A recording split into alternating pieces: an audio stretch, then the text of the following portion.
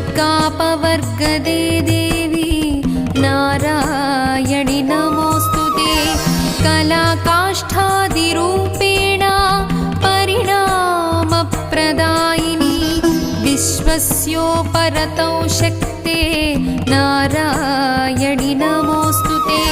सर्वमङ्गलमाङ्गल्ये शिवे सर्वार्थसाधिके शरण्ये त्र्यम्बिके देवी नारायणि नमोऽस्तुते।